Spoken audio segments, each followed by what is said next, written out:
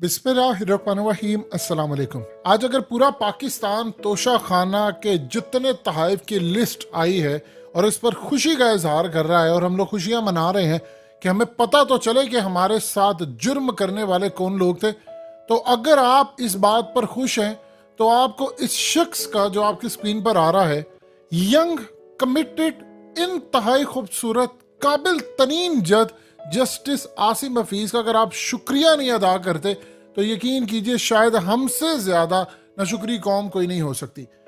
इस शख्स ने, यकीन कीजिए, बता दिया है, पूरी दुनिया को साबित किया है कि अगर आप लॉ के सामने खड़े हो जाते हैं और आपको सिवाय अल्लाह का किसी का खौफ नहीं रहता तो आप कामयाब होते हैं। आप ये देखिए कि सबसे पहले आप इनको गुफ्तगू करते हो, देखिए इनकी इंग्लिश बड़ी खूबसूरत है, उर्दू बड़ी खूबसूरत बोलते, कमांड इनकी बड़ी अच्छी है लॉ के ऊपर। 2018 में ये जज बने हैं और अल्हम्दुलिल्लाह 2032 तक ये जज पर रहेंगे अपने ओहदे पर। आज आप लोगों ने समझना है कि शख्स ने कैसी बहादुरी दिखाई है। ताकतवर तरीन लोगों के सामने ये एक यंग जज खड़ा हो गया है। अगर ये खड़ा हो सकता है तो हम लोग क्यों नहीं उसूल पर चल सकते। हुआ क्या है, आपको एक और बंदे का शुक्रिया अदा करना, उनका नाम है अजहर सिद्दीक एडवोकेट। ये बेसिकली तो इमरान खान के वकील है, शेख रशीद के भी वकील हैं और हर वक्त तैयार रहते हैं कोई ना कोई अच्छा केस दिलवाने के लिए। सीन ये हुआ कि इन्होंने एक पिटीशन दायर की, जस्टिस आसिम हफीज ने उस पिटीशन को सुना। इन्होंने कहा कि क़याम पाकिस्तान से लेकर अब तक सारे तोशा खाना का जितना मामला उसको रिलीज कर दिया जाए।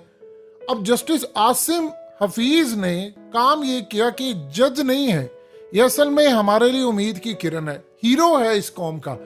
इन्होंने ताकत के ईवानों के सामने खड़े होने का फैसला किया। इन्होंने ऑर्डर जारी किया कि पब्लिक किया जाए। अब हुआ क्या है, इनका ऑर्डर था, अगर इनके ऑर्डर की खिलाफ वर्जी होती तो तहीने अदालत जाता, फिर कैबिनेट डिवीजन के सेक्रेटरी को पेश होना पड़ता, उसके बाद हालात आप जानते हैं कि कितने खराब होते। इन्होंने कहा जी रिकॉर्ड पेश करें, जो मर्जी होगा रिकॉर्ड पेश किया जाएगा। अब हुआ क्या कि कल रात को वो रिकॉर्ड अपलोड कर दिया गया, आज अदालत के अंदर पेशी थी इनकी। अब मजे की बात यह है कि जस्टिस आसिम हफीज आज कहते हैं, मैं रिजेक्ट करता हूं इस बात को। वो कहते हैं जनाब आपने जो रिकॉर्ड पेश करना है वो क़याम पाकिस्तान से लेकर 2002 तक का पेश करें। वो आगे से कहते हैं वो जी वो उस वक्त रिकॉर्ड पब्लिक नहीं हो सकता, डिजिटल नहीं है ये। उन्होंने कहा जिस हालत में भी है लेकर पहुंचे, लेकिन रिकॉर्ड लेकर आए। और जो रिमार्क्स इस शख्स ने दिए हैं, आप यकीन कीजिए इज्जत बढ़ गई है आज अदलिया की। और क्या कमाल बात है, जरा सुनिए। उन्होंने आगे से कहा है, बड़े प्यारे रिमार्क, उन्होंने कहा इस पहलू का भी जायजा लेना जरूरी है कि तहफ़ दिए क्यों जाते हैं। क्या तोहफा इसलिए दिया जाता है कि बदले में कोई फायदा लिया जाए। हम इतने खूबसूरत तो नहीं है कि कोई हमारी खूबसूरती को देकर, या हमने कोई ब्यूटी कॉन्टेस्ट में तोहफा तो नहीं जीता, या हम कोई इतना खूबसूरत नहीं है कि हमारे चेहरों को देकर कोई तोहफा दे।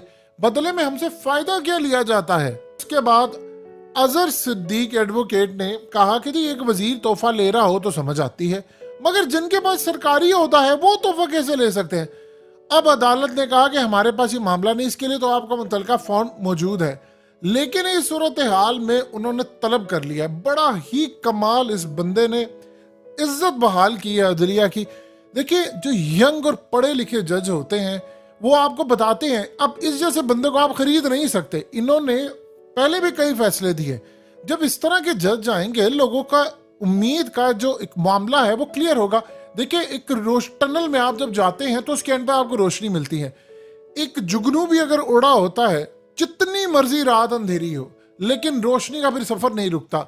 इस तरह के 6-7 जज आपके आ जाते हैं तो उसका फिर रंग चढ़ता है बाकियों पर। अब इस सूरत हाल में बहुत सारे लोगों ने कहा जी इनकी शक्ल तो रणबीर कपूर से मिलती है। देखिए रणबीर कपूर से इनकी शक्ल मिले ना मिले, हॉलीवुड के हीरो भी हैं, लेकिन ये कौम के हीरो हैं। रणबीर कपूर के बारे में तो शायद लोगों को अंदाजा नहीं, वो एक अच्छा एक्टर है, फिट भी है, लेकिन वो सर से गंजा है। और बहुत सारे लोगों को शायद अंदाजा नहीं है कि वो विग लगाता है, लेकिन इस सूरत हाल में हेयर एक्सटेंशन वो यूज करता है। ये तो असल में इनका लेवल देखें।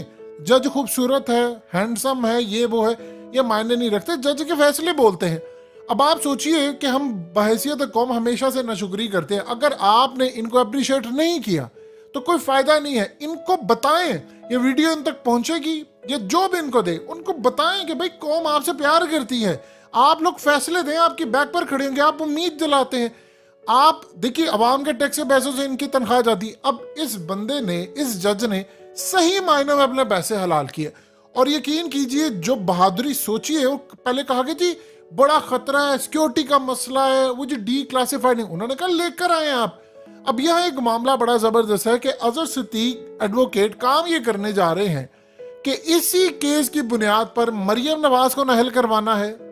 इवन कि नवाज शरीफ पहले ही नाअहल है, यानी मरियम अब दोबारा कोशिश कर रही है कि मैं हूं, उसको मतलब परमानेंटली नाअहल करवाना।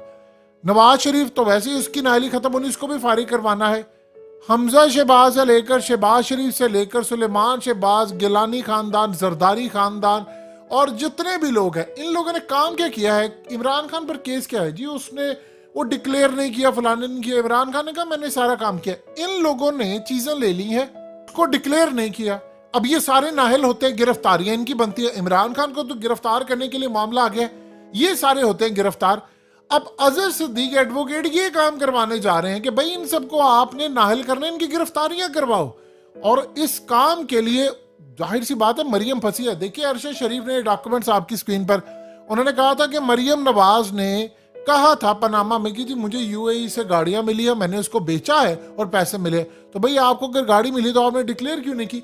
वही जस्टिस आसिम हफीज ने जो रिमार्क्स दिए कि भाई हम क्या बहुत खूबसूरत है कि हमें तोहफे मिले, इसके बदले में लेता कौन है फायदा। अब यहाँ इंटरेस्टिंग मामला ये है कि इमरान खान ने फैसला ये किया है कि तोशा खाना में अब वो एक कानून चेंज करेंगे वजीर आजम बनकर कि ये जितने भी तोहफे हैं ये सारे के सारे कोई भी नहीं ले जा सकता, इसको सारे के सारे ऑक्शन में डाले जाएं। और ऑक्शन भी शफाफ होनी चाहिए, ये नहीं कि जिस तरह साफियों ने ऑक्शन ले ली, फलाना ले ली, यानी ऐसे ऐसे लोगों ने रोलेक्स घड़ी ले ली। यकीन कीजिए रोलेक्स घड़ी पहनने को दिल ही नहीं करेगा अब किसी का, ना आपका, ना हमारा, ना किसी और का, कि यार इन लोगों ने भी रोलेक्स घड़ी ले ली है। अब सूरत हाल क्या पैदा हुई है कि यहाँ इंटरेस्टिंग सबसे ज्यादा जो मामला है, इमरान खान ने आकर इस कानून को खत्म कर देना है कि यार ये कानून ही नहीं रहे। उधर नवाज शरीफ ने मर्सिडीज ली है, जरदारी ने BMW ली है, और तोशा खाना रूल के तहत आप गाड़ियां नहीं ले सकते, बाकी सारी चीजें ले सकते हैं। अब इस सूरत हाल में आप अंदाजा कीजिए, जनरल जहीरुल इस्लाम जो साबिक ISI के चीफ है 2000 में कालीन ले गया। भाई आपकी तनख्वाह अवाम के टैक्स के पैसों से कम पड़ गई थी कि आपने 2000 रुपए का कालीन लिया। होता ही यूं है यार, अगर मिसाल के तौर पर 2 करोड़ की कोई चीज है, उसकी वैल्यू पहले डिक्लेयर करवाई जाती है 10 लाख, उसमें से भी आप कम अज कम 10%, 15% देते हैं। इमरान खान ने तो उसकी वैल्यू ठीक करवा कर उसको 50% पर किया था। अब यहाँ बड़ा मजेदार काम होगा कि इस सूरत हाल में अभी केस खत्म नहीं हुआ, केस तो भी बड़ा लंबा चलना और उसमें बड़ी चीजें निकलनी है। पता तो चले कि जियाउल हक को कितना मिला है, अयूब खान जो इन सब का बाप बना हुआ था उसको क्या मिला है, और कौम को भी पता चले।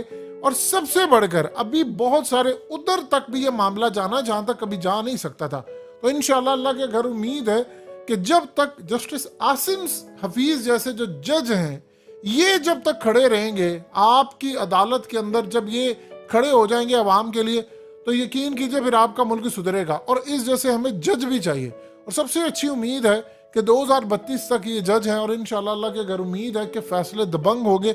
हमें लाहौर हाई कोर्ट में भी अच्छे जज चाहिए, हर कोर्ट में चाहिए, और इन जैसे चाहिए जो खड़े हो जाएं, डट जाएं और कहें नहीं जो मर्जी हो जाए, जितनी मर्जी बड़ी ताकत है आप रिलीज करें डाटा, पता तो चले अवाम का टैक्स का पैसा जा कहाँ रहा है। उसकी वजह सबसे बड़ी ये है कि अवाम के टैक्स से आप दूसरे मुल्कों को भी देते हैं, तो ये अवाम को तोहफे वापस मिलने चाहिए।